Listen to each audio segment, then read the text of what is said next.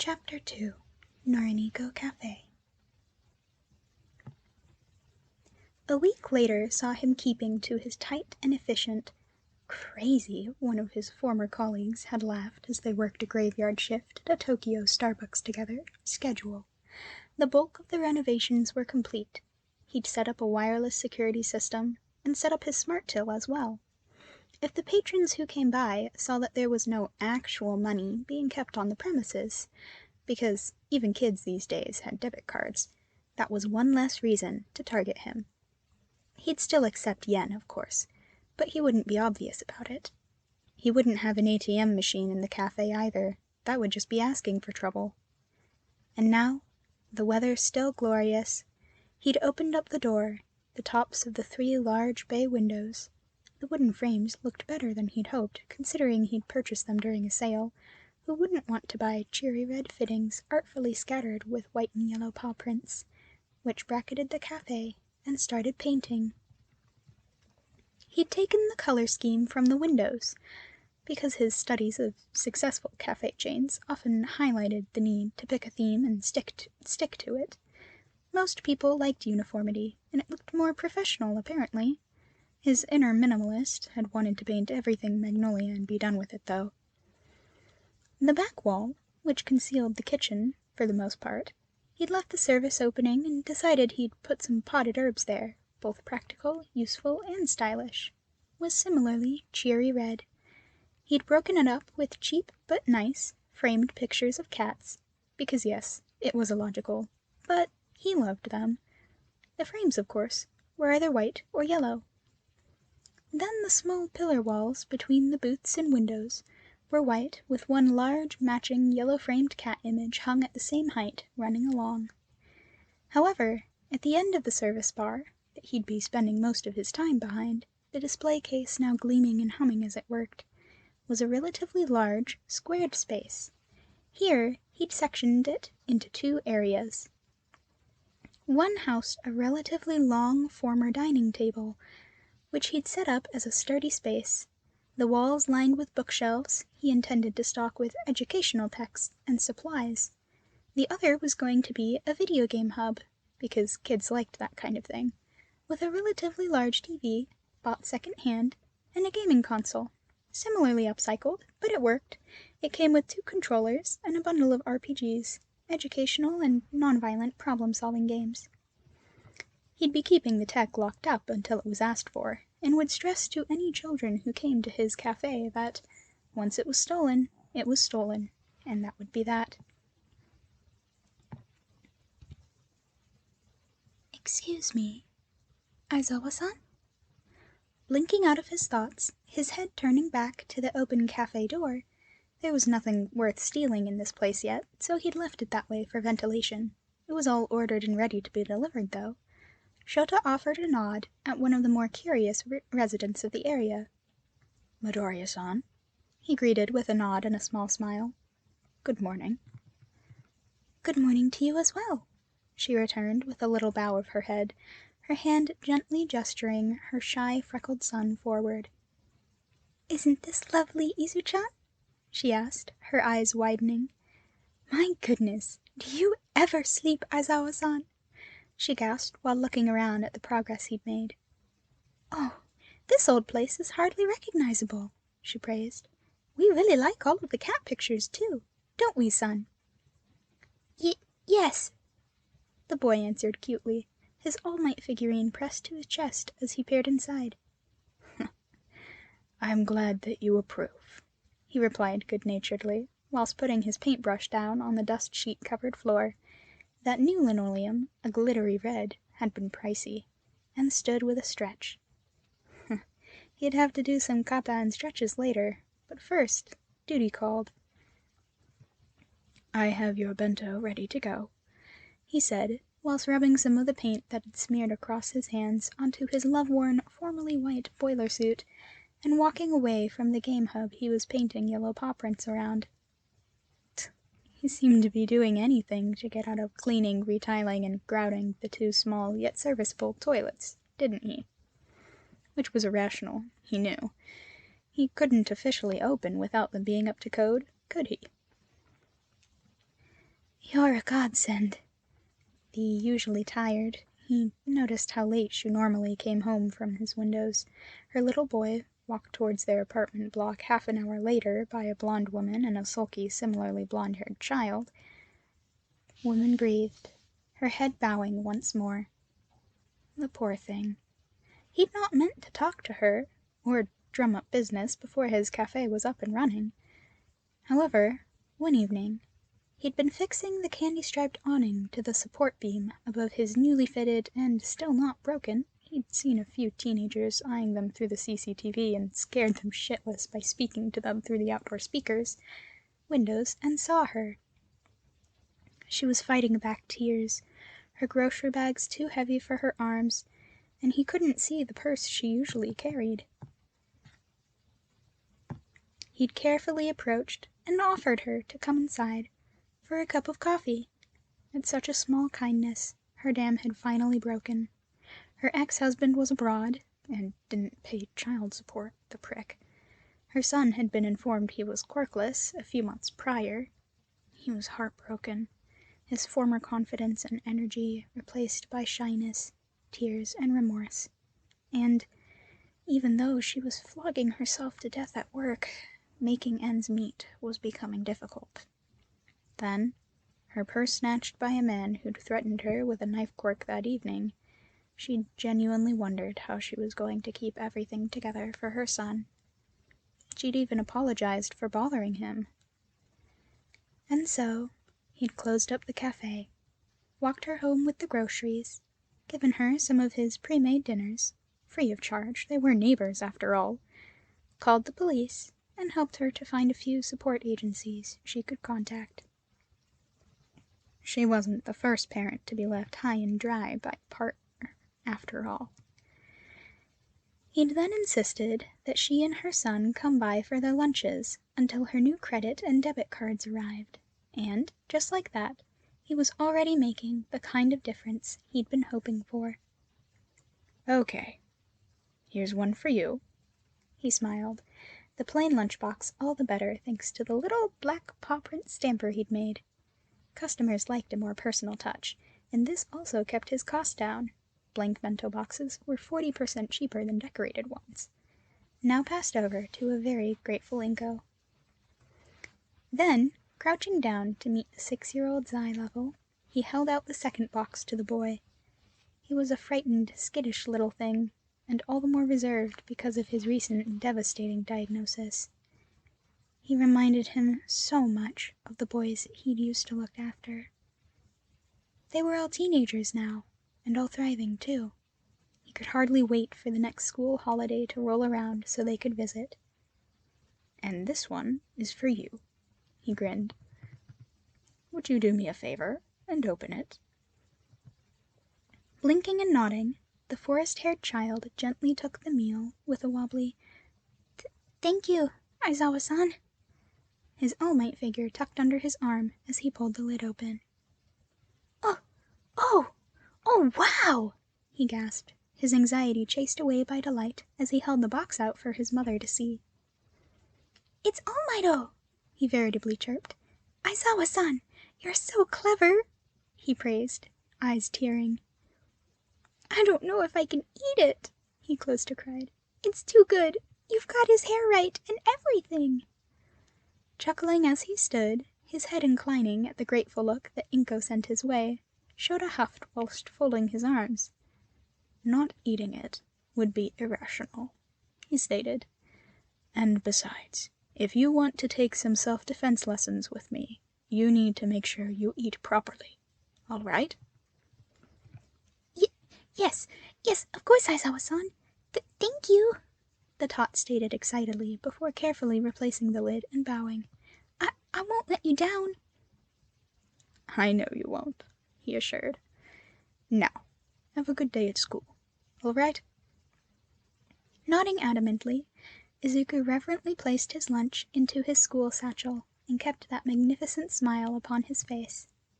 Then, as he watched the parent and child go, the cafe owner couldn't help but wonder what kind of heartless dickhead would abandon such wonderful people.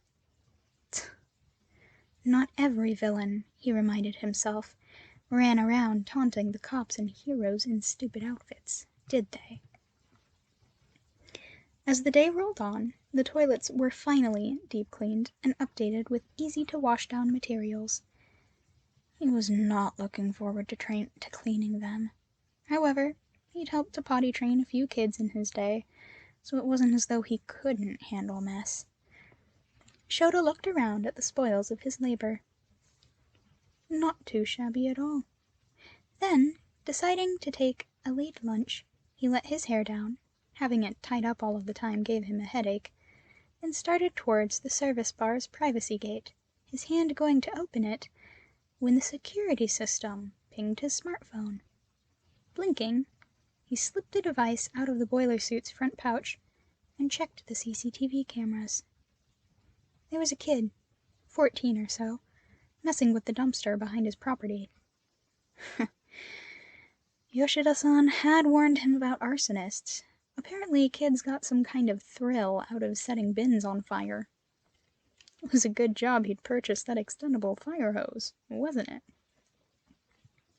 "Oi," he said through the camera speaker set he'd installed, his eyes narrowing when the kid, baggy t-shirt, jeans, old sneakers.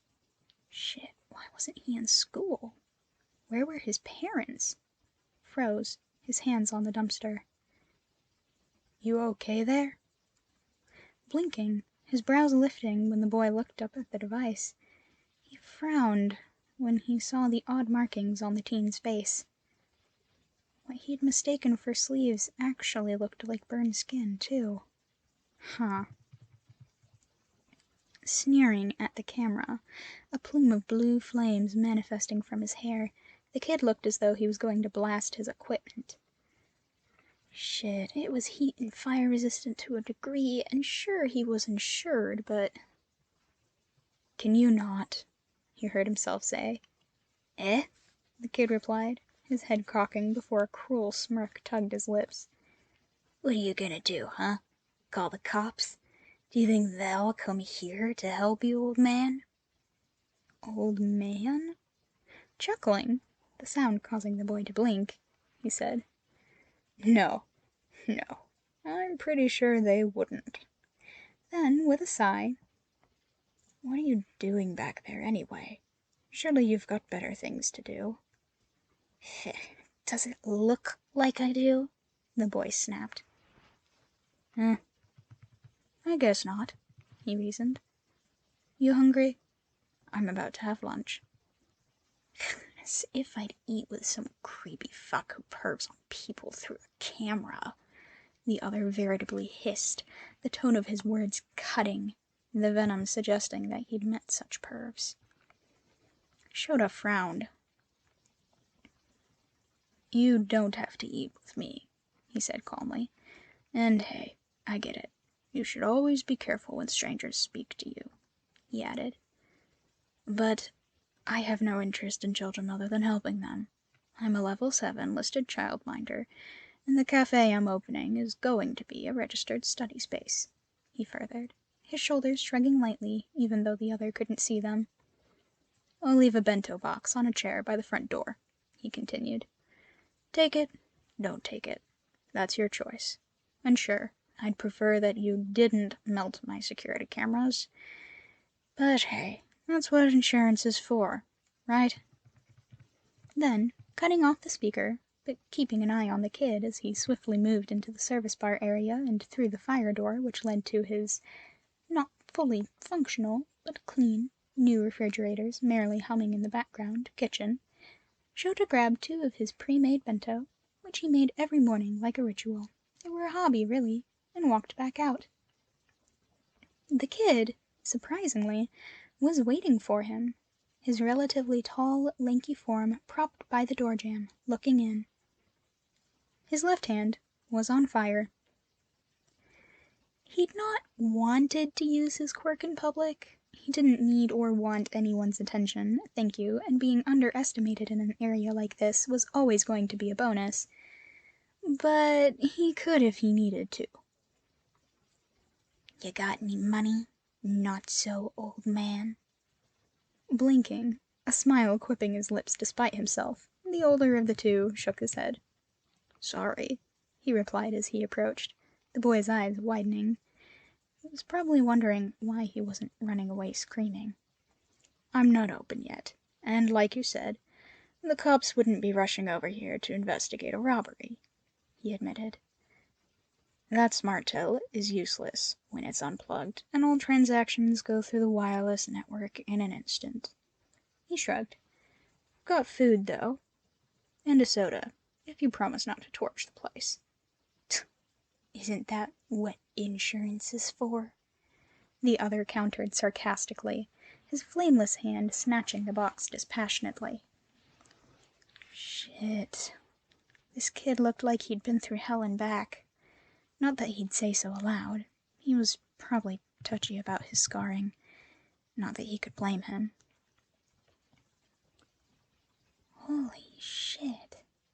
Cocking his head to the side, his eyes carefully tracking as the kid went from shoving a tentative chopstick load of seasoned rice into his mouth to shoveling it in, Shota allowed himself to grin a little as the teen sat on the chair by the door and demolished the box. "I'll get you that soda," he offered, his own bento box snagged when he proffered it. Then, as he slowly walked to the empty display case, the cans of drink most young people drank these days sat there in an icebox, he watched the youth, watching him. "You got a preference?" "Whatever," he grunted through mouthfuls of tamagoyaki, his face incredulous. "This is fucking amazing," he admitted hotly. "Thanks," he replied, whilst placing the can of Coke within the teen's reach, before unscrewing and gulping down a jelly pouch. Damn, he'd probably live off of these things if he could. They were just so practical. "You want any more?" "I can't pay, you know." "Did I ask you for any money?" he countered. "I don't want your charity." "Well, I don't want to be hit with a penalty for serving food without being officially opened and inspected by the Health and Safety Food Commission," he stated, his arms folding. "Making bento is a kind of hobby of mine, that's all. It's relaxing to put the pieces together," he added with a shrug. "This," the other snorted as though he'd lost his mind, "is a hobby?" "As uncool as it sounds," he grinned before leaning on the bar, his head tilting around his almost finished establishment. "And besides, it'd be kind of stupid to open a cafe and not serve food you can eat in it, right?" Huffing and wiping at his mouth, the teen put the boxes on the floor before grabbing his soda and chugging a gulp or two. "What other things do you make?" Blinking, he was sure that the teen would have been up and moving by now. Shota hummed. "Various cakes. The European ones are relatively easy. But I guess I'll see what local tastes are like before I commit to that," he mused. "Bread, which I'll make into those American sandwiches everyone seems to rave about. Oh, and pies," he stated. "Pastry can be a pain in the ass if you aren't careful, though," he sighed, his mind briefly going back to the arguments he'd had with the ovens back at high school, the sound of Fuji-sensei laughing and agreeing with him a more pleasant memory from the past. "Why the hell are you here?" "Don't look at me like that. You've clearly got the skills to make it in Tokyo or Kyoto or something," the other grunted, his drink nearly gone. "You're not gonna get any snooty rich motherfuckers coming to this place," he argued. "Well, it's a good job that I'm not a fan of snooty rich motherfuckers then, isn't it?" he quipped. "Strange as this probably sounds, and you wouldn't be the first to call me crazy, I wanted to set up here because I spent most of my life in a shitty care center a few blocks down the way," he revealed. "I wanted to come back here and try to make it, well, not so shitty." He chuckled. "Districts like this deserve nice things, just like anywhere else." "You are crazy," the blue-eyed youth grunted while standing, the empty can crushed in his hand. "See you around, not-so-old guy." he furthered, before walking out the door, his hands jammed dejectedly in his pockets as he stalked away at speed. It looked as though he'd found someone else in need of help, but only time would tell if he'd accept it or not.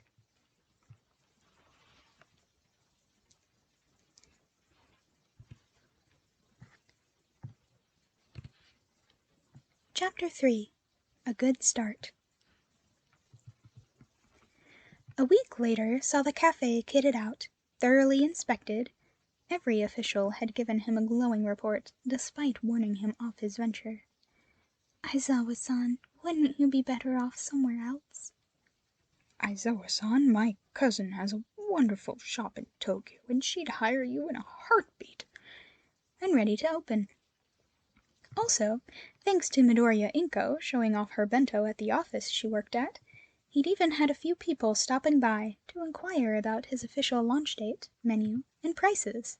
The sullen teenager, just call me Dobby, had similarly been showing up from time to time. He'd become his unofficial taste tester and had insisted, "Oi, make me some yakisoba and maybe I won't torch the place," that he make a selection of noodle dishes, too. Not that he minded. They were relatively inexpensive and quick to make. Plus, Izuku and his mother had approved of them for a different style of lunch.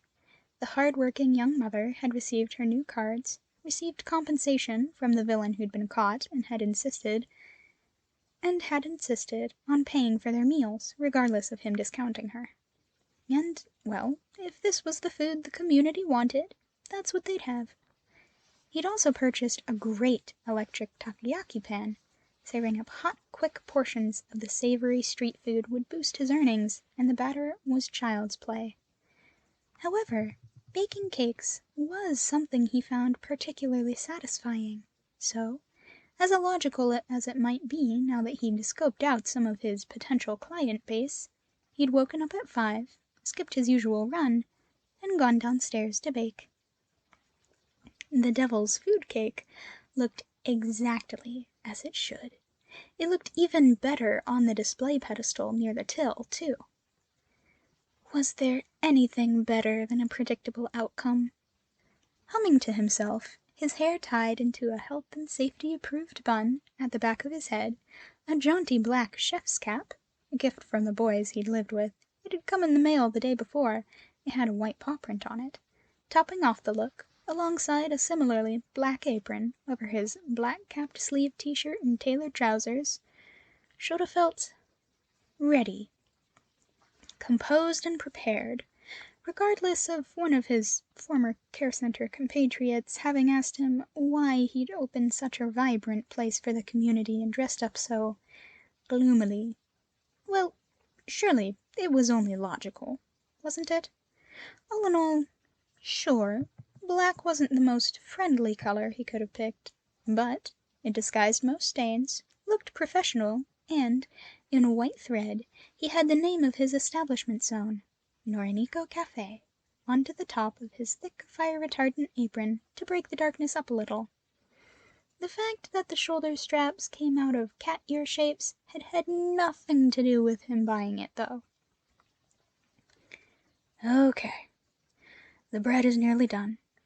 The bento are chilled. Coffee is brewing. He was not doing the ridiculous half-fat, half-skinned, not-milked monstrosities his classmates in Tokyo had loved. The ingredients were too expensive, and full of chemicals, too. The menus are out on the tables. So, checking everything over, he wasn't going to open until 7, so he had half an hour's respite. The 21-year-old looked to the wide, morning-lit windows, lettered in English, because modern people liked that, and he was fluent in the language as well. Stray Cat Cafe stood out in white on one window, red the other, and yellow on the final pane. It looked better than he'd hoped. However, he'd had to steel himself for this day. He'd prepared for the worst. No one would come. Vandals would swoop in to wreck the place. A villain would smash through the structure to destroy everything. And hoped for the best. He wasn't stupid. He'd calculated the risks, and, sadly, his naysayers could be right. This venture was probably doomed to fail. He wouldn't make a positive difference. He'd be bankrupt, with no family to support him. However, he'd tried his best to plan for that, and not burned any of the bridges he'd made in the cafes, colleges, and dojos he'd worked in, which should mean that he had a few outs to take should he need them. But he wanted this to work. He needed the goal to keep his head above water. He needed this hope to keep going in a world that had nearly swallowed him up and forgotten all about him and the boys he'd grown up with. If he could make a difference to them and their lives, then he could damn well help other people too. Knock, knock, knock.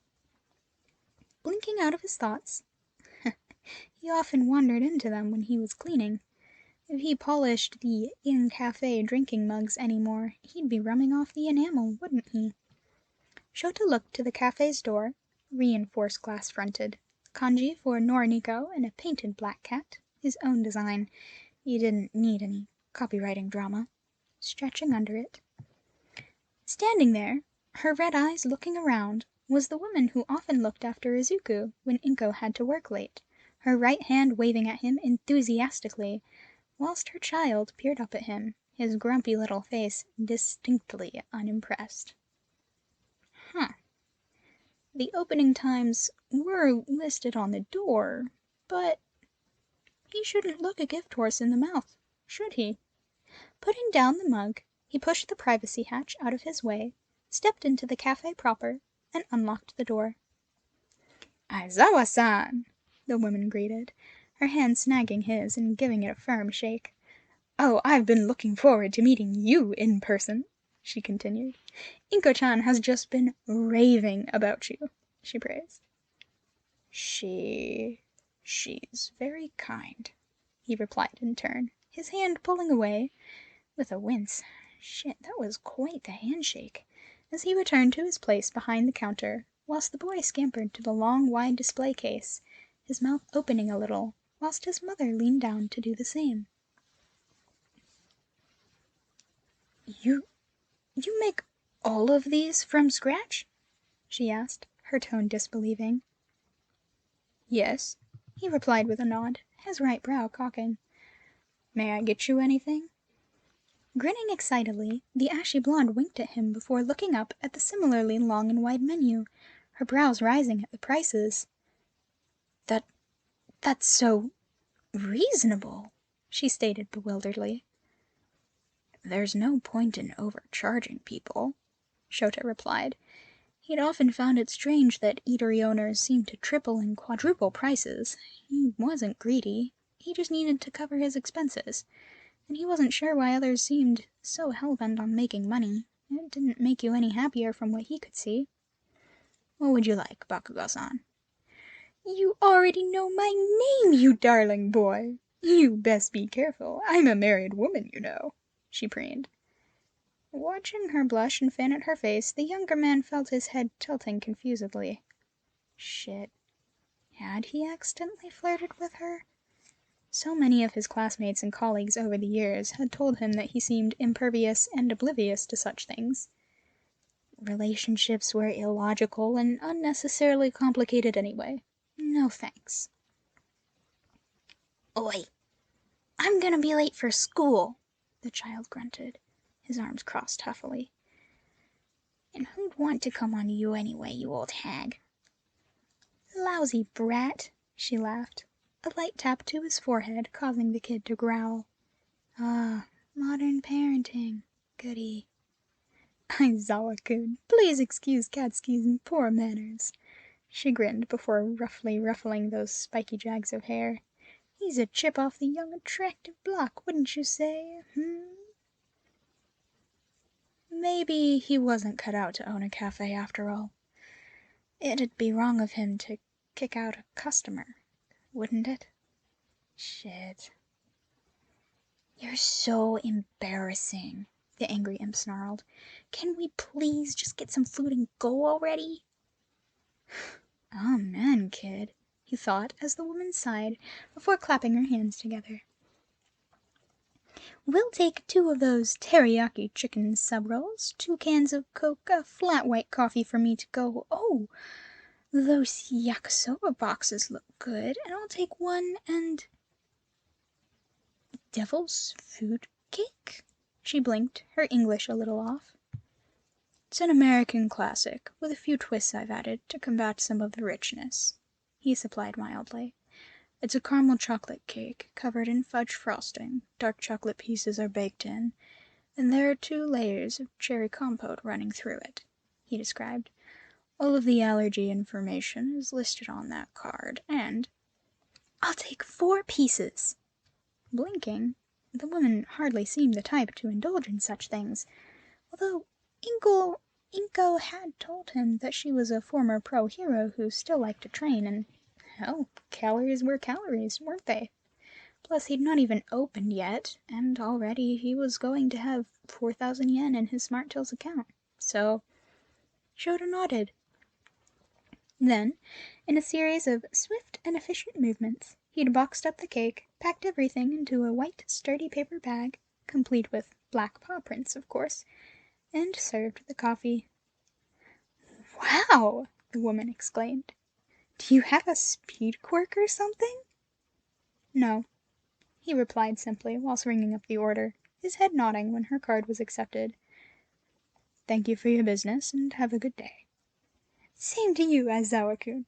Katsuki, stop being a brat and say thank you." "Thank you," the boy barked, before, with a blink, they locked eyes. "Oi, Aizawa, is it true? Do you really make all-night bento?" Regarding the child, whilst his mother added complimentary sugar and cream to her already milked coffee. Okay. The eatery owner tried not to smirk. "I do," he stated, his arms folding. Getting the little brute to ask was probably a step too far, but he'd not particularly liked his attitude. He didn't like how Izuku cowered away from him as he walked him home, either. No. This boy needed some humility, and a role model that challenged him with words, not yelling and flicking. Can I have one?" "Yes, you may," he said, his lips hazarding a grin when the kid blushed at the correction. "I make bento fresh every morning, so just let me know when you want one, and I'll make one for you, all right?" "Aw, that's wonderful!" the red-eyed woman smiled. "Now, how about a proper thank you, "Thank you very much, sir," the child said dutifully, his spite virtually gone in the face of such a treat. Shit, he hoped that the Symbol of Peace's PR team didn't catch wind of this and try to sue him. Whilst he bowed politely, Shota nodded back. "We'll come by for it tomorrow. At the proper time. Sorry," the former pro chuckled, whilst handing him her business card, whilst he moved to do the same. "We were just so excited to come by. Good luck on your first day," she added with her own bow. "Thank you, Bakugo-san." "Call me Mitsuki, please." "Ma, just shut up, would you? Take your own advice, stupid brat." Watching them go, a sweat drop or two dotting his temple, the erasure quirk user sighed and looked back at the clock. Good luck indeed. At 7 o'clock, a veritable rush of salarymen and women happened upon him. "Ah, that coffee is good. Can I get another, please?" He'd been almost overwhelmed. Shit, were these people so short of good food at honest prices? "Please tell me that there's more cake. I need something to sweeten my boss with." It looked as though every hard-working person in the area had come to him this morning. Double shit, he was having to take in more physical yen than he liked. Why weren't people using debit and credit cards? But, thanks to his stock and rational thinking, he was more than prepared to meet their needs. "Aizawa-san, do you make lunchtime deliveries?" Triple shit. He'd never even thought of that. The whole point of the cafe, of course, was to create a much needed social space, though, wasn't it? Although he'd not expected to be this busy. However, as 9 o'clock rolled around, his bento boxes were gone, along with the yakisoba. Dobby would have to wait for more if he came by today. All of his fresh bread and sandwiches were similarly taken, and the devil's food cake, alongside the 2 gâteaux he had in reserve, was nothing but crumbs. He wondered, dazedly, as he placed the classic Victoria sponge, with its glistening strawberries, powdered sugar, and freshly whipped cream, out for any other patrons to view, if he'd underestimated demand. Because, hell, he wasn't in this for the money, but this was a better start than he'd ever dreamed of having. Hey, not-so-old guy. Offering the teen, who, despite appearances, had definitely taken a shine to him, a nod and a smile, showed a gesture to the booth directly across from him for the boy to lounge in. "If you want your usual," he said, "then it's going to take a little while." He chuckled. "I saw the crowds," he snorted. His form, clad in the similarly baggy but different, thank goodness, clothes, slumping into the bench he'd claimed for himself. "You're going to need to up your game if more come by for lunch, aren't you?" "Are you offering to help?" he asked. His right brow quirked as the teen, 16, he'd not talked about a family, he could take care of myself, you nosy prick, blinked at him. "Eh?" "Well," he pushed, "you're not wrong. I've had the time to restock, and I've made what should be enough food, for now. But I can't be in 2 places at once." He shrugged. "Do you want a job here or not?" The younger huffed whilst gesturing to himself. "You're not scared that I'll frighten off your customers? If they didn't want to be served by you, then they wouldn't be welcomed here," he returned pointedly, his eyes locking on the boy who'd been frequenting his establishment quite regularly for the past 2 weeks. "I'd pay you the going rate," he tempted. "Just think about it. All right?" "You're insane," Dobby snorted. "You don't know about the things I've done." "I don't care either," Shota cut in, his eyes narrowing. "If you work here, treat the customers with respect, and help me to keep the place clean, then why should I?" he asked, his tone firm. "You're much more than your past," he reminded. "It's the future that's important." "What do you know?" the flame quirk user sneered. "You're a fucking saint or something," he seethed. "I'm just—" "I am no saint," he interrupted, a little chuckle leaving him. "I'm just a socially awkward orphan who got lucky. That's all. Sure, I've worked hard, and I plan like a control freak, but I'm nothing special." He shrugged. "I just do what I can, while I can,"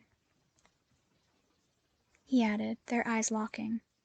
"And I wouldn't dream of patronizing you. Shit, I don't know who you are or what you've had to live through. I'm just a guy trying to run a cafe to help out people who've been left to rot in this place." He shrugged. "I'm no hero. Hell, I don't even believe in the concept," he admitted, the younger man's eyes widening as he spoke. "But I definitely don't believe in throwing people away," he breathed. "You're not Dobby," he said softly. "Regardless of whether you'd like a job here or not, you're always welcome. Okay?" he asked, his smile strengthening a bit when the teen balked at him. "So, you want yakisoba, right? And a Coke?" Watching as the youth stared at him before looking away with a curse, his head nodding once, Shota swiftly entered the kitchen, his eyes watching as the teen absent-mindedly fiddled with a soy sauce bottle left on the table of his preferred booth, through the herb plant-dotted viewing hatch. One day, he thought, and hopefully one day soon, he could get the kid to open up a little more. He could get the kid to value himself. It was worth a try, wasn't it? The teen had been abnormally quiet that morning. He'd offered a strained thanks for the meal, still free. He was a kid in need, and he wouldn't begrudge him for it, and then stormed off to wherever it was that he went. He certainly wasn't in school, yet he could tell by certain inflections of speech that the other had been educated to a good standard somewhere. His reading was pretty good, too, if the way he'd huffed at the teaching aids he'd brought was anything to go by, and, from the looks of things, was probably in some kind of social care, just as he'd been. However, he wasn't the kid's father, and he was too old to be adopted, which meant he'd just have to bide his time. With any luck, he could help make Dobby's life better. It'd just take patience. Speaking of which, it was a damned good thing that he'd not seen his morning rush as a fluke, for, between 1200 and 1400, even more people had descended upon him. Some had grabbed food and drink to sprint away with. Others had slouched into his seating areas, their praise of the free Wi-Fi, because why wouldn't he, ringing around the room as they gratefully took their half-hour's break to eat and rest. Hell, at this rate, he'd need to double stock his orders, and his business cards were all but gone. It had felt amazing. He'd never been lazy, regardless of enjoying the occasional nap, and with a rigorous training regime under his belt for the majority of his life, taking orders, waiting tables, and checking on the bathroom was a relative breeze. What was better, however, was that several parents had preened over the study area. "Can my kid come by tonight?" "You're a registered childminder?" And, "My daughter is going to love coming here." He'd be having at least a few kids in his cafe that evening, and all of them would have their pick of a discounted meal so long as they studied and finished their homework. It was probably irrational to be pleased by such a thing, but this was the difference he ultimately wanted to make. There was nothing more satisfying than realizing this goal.